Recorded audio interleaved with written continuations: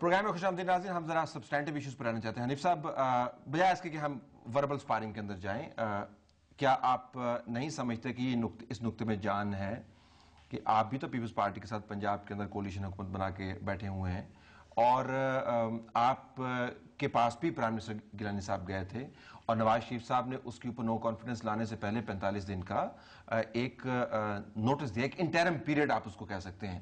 تو ہر سیاسی جماعت جو ہے وہ اپنے نظریات کے مطابق ایکٹ کر رہی ہے. یہ تو فیئر پوائنٹ ہے. میں طلعت بھائی ایک بات آپ سے کہنا چاہتا ہوں کہ سیاست کے اندر صرف ذاتیات سے ہٹ کر ہر بات پہ بات کی جا سکتی ہے, ہر عمل کے اوپر بات کی جا سکتی ہے. میں سیاست میں ذاتیات پہ جانے کا کسی طور کے اوپر جو ہے وہ اس کو پسند نہیں کرتا, لیکن کسی بھی سیاسی جماعت کو ایکسپوز کرنا قوم کے سامنے ایز اے پبلک ریپرزنٹیٹیو میرے فرائض میں شامل ہے, تاکہ قوم کی آنکھیں کھلیں. ایک بات انہوں نے جو بات کی اس کا جواب سن لیں نا. جواب یہ ہے کہ ہم 90 میں ہم 2/3 میجورٹی کے ساتھ آئے. ہم سندھ میں بھی وزیر اعلیٰ ہمارا رہا, ہم وہاں گورنر بھی رہے, ہم فرنٹیئر میں بھی رہے, ہم بلوچستان میں بھی رہے, ہم پنجاب میں بھی رہے. اور یہی بات تھی کہ جب 97 کے اندر پاکستان پیپلز پارٹی کے پاس 16 سیٹیں تھی, تو ہم کیا اس کو علاقائی جماعت کہہ دیں؟ جس جماعت کے بارے میں نے آپ سے ذکر کیا اس نے ہمیشہ ایک مخصوص علاقے سے, کیا کبھی ان کا وزیر اعلیٰ سندھ کے اندر رہا؟ نہیں رہا.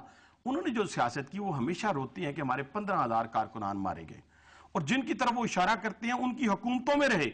اب وہ 15,000 کارکنان کا کوئی نہ کوئی والد ہوگا, کوئی ماں ہوگی, کوئی بھائی ہوگا, کوئی بیٹا ہوگا.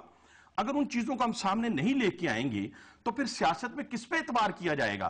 جو ہم کر رہے ہیں ادھر آ جاتا ہوں. اب جو آپ کہہ رہے ہیں میں ادھر آ جاتا ہوں. دیکھیں, ہمارے پاس آئے اور ہم نے ہمیشہ جو ایجنڈا ان کو دیا وہ قومی ایجنڈا دیا. آج بھی میاں نواز شریف صاحب کی طرف سے جو باتیں آئی ہیں, اور سب سے پہلے لیڈر آف دی اپوزیشن نے پیٹرولیم پرائسز کے اوپر تقریر کی, اس کے اوپر ایک سٹینڈ لیا. یہ چند صاحب بھی وہاں موجود تھے.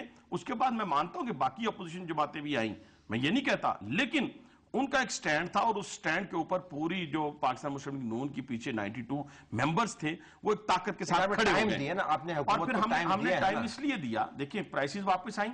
اب دوسرا ایجنڈا ہم نے ان کو یہ دیا ہے کہ آپ کرپٹ وزراء کو فارغ کریں, آپ کرپٹ افسران کو فارغ کریں, اور میرے علم کے مطابق انہوں نے 90 سے زائد ایسے لوگوں کی بیوروکریسی میں لسٹیں بنانی شروع کر دی ہیں جو کرپٹ ہیں. تو یہ اچھی بات ہوگی, ہمارے اخراجات کام ہوں گے. تو یہ معاملات اگر طے ہو گئے تو حنیف عباسی صاحب, تو آپ حکومت کو پھر اتنا برا تو نہیں کہیں گے نا, وہ آپ کے پریشر کو ریسپونڈ کر رہی ہے. کیا دشمنی ہے؟ دیکھیں نا, یہی بات وہ کہہ رہے تھے نا, ہماری دشمنی نہیں ہے. تو ہم نے یہ نہیں کہا, بڑا فرق ہے قومی ایجنڈے کے اوپر اور کسی کو نکالنا اور کسی کو ڈالنا. ہمارا یہ نہیں ہے کہ کسی کو نکالنے اور دباؤ کو ریسپونڈ کر دیں, ہم ڈلنا ہی نہیں چاہتے. اچھا, آپ کی پارٹی صرف دباؤ کو ریسپونڈ کریں. دیکھیں طلعت بھائی, پیپلز پارٹی کی جو سیاست ہے اس وقت ریکنسیلیشن کی ہم سیاست بار بار کہتے ہیں.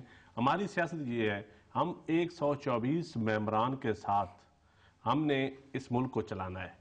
کسی پارٹی, کوئی پارٹی بھی نہیں چاہتی اس وقت, یہ تمام میں سمجھتا ہوں پولیٹیکل پارٹیز میں میچورٹی آ چکی ہے جو پہلے نہیں تھی. جو 25-30 سال ہم نے سبق حاصل کیا ہے کہ کوئی بھی سسٹم کو ڈیریل نہیں کرنا چاہتا. آپ کسی کو گالی دیں یا کسی کو تانا دے, نون لیگ یا ایم کیو ایم یا کاف, میں سمجھتا ہوں اس تمام political parties no confidence system کو ڈیریل کرنا ہے. نہیں, نو کانفیڈنس سسٹم اس لیے اگر نیا پرائم منسٹر آنا ڈیریل کرنا ہے. اس میں دیکھیں, نیا پرائم منسٹر لانے کے لیے یہ تو سسٹم کا حصہ ہے. بھائی, نیا پرائم منسٹر لانے کے لیے آپ کو میجورٹی چاہیے, آپ کو اپوزیشن جماعتوں سے اتفاق چاہیے, آپ یہ ساری چیزیں چاہیے. جب نیا پرائم منسٹر لانے کے لیے کسی پارٹی کے پاس سنگل میجورٹی نہیں ہے, جب کسی کے پاس میجورٹی نہیں ہے تو پھر اس گورنمنٹ کو پریشرائز کریں یا بارگیننگ کریں پبلک کے لیے. ٹرک کے پیچھے لکھا تو یا پاس کریں یا برداشت کریں. یا برداشت کریں, صحیح. لیکن برداشت مجھے ایک بات نہیں, آپ ایک آپ پولیٹیشنز کو ایک یہ بھی تو بتائیں, پبلک ایشوز کے اوپر بات ہو رہی ہے.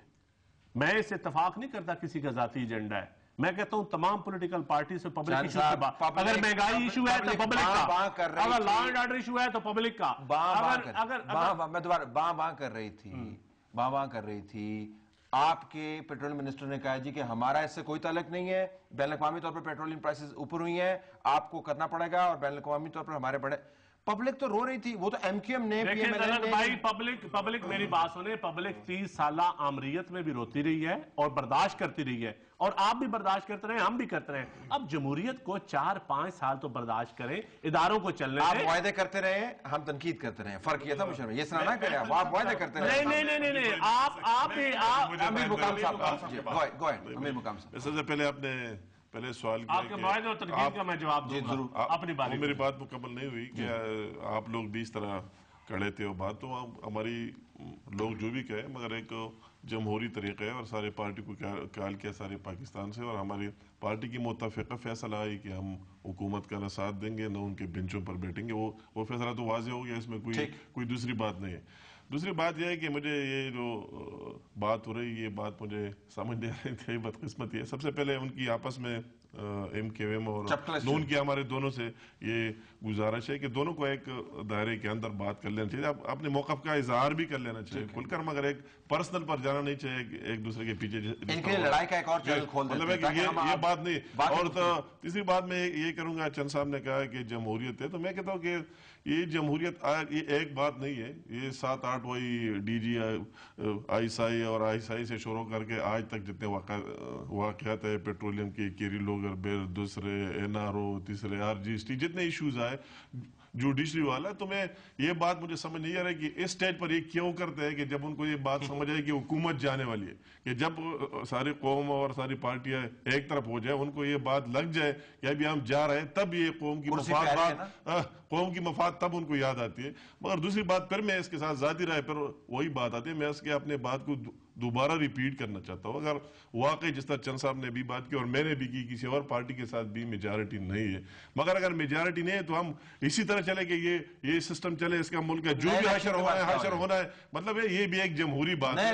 مطلب بات ہے کہ یہ بات میں ضرور کرنا چاہتا ہوں, اگر ہم اسی طرح چھوڑ دے کہ اور کوئی آئے نہیں رہے, ان کے ساتھ ایم کیو ایم والے بھی ابھی پارشلی بات ہوئی, وہ جے او آئی والے بھی نکل گئے. مطلب ہے اگر ایک پارٹی کے ساتھ میجارٹی نے اپنے ایجنڈے کو امپلیمنٹ کر ہی نہیں سکتا ہے, اور اگر جو کر رہا ہے وہ بھی جس طرح کر رہے ہیں ملک کے سامنے, تو میں کہتا ہوں ان حالات میں یہ بات کوئی نہیں ہے. اگر اصل بات کی جائے تو دوبارہ عوام سے کر لینی چاہیے. بات ایک یہ طلعت بھائی, ابھی میرے بھائی چاند صاحب نے بات کی ہے, ایک پولیٹیکل ورکر ہیں, وہ بھی جیسے ہم لوگ ہیں, میرے سے بہتر پولیٹیکل ورکر ہیں, ہر چیز ہے, لیکن وہ اپنی ذات سے باہر نکل کے دیکھیں کہ اس ملک کے ساتھ حکمرانوں نے کیا کیا ہے. فرق آ گیا ہے, محرومیاں کیوں بڑھی ہیں, فاصلے بڑھ گئے ہیں حکمرانوں اور عوام کے درمیان. پرائم منسٹر کی ڈیل ڈال چلنا, کیا صرف پیپلز پارٹی کے حکمرانوں نے کیا یا تمام پچھلے حکمرانوں نے؟ دیکھیں اب اس وقت کی بات, ابھی آپ اسی ایک نقطے پہ آئے ہیں تو ذرا ٹھہر جائیں, پھر پیچھے بھی چلے جائیں گے. اس وقت پرائم منسٹر کی کیا 2007 سے لے کے اور وزراء کی 2007 میں جو حالت تھی معاشی طور کے اوپر, کیا آج بھی عوام پوچھتے ہیں کہ وہی حالت ہے؟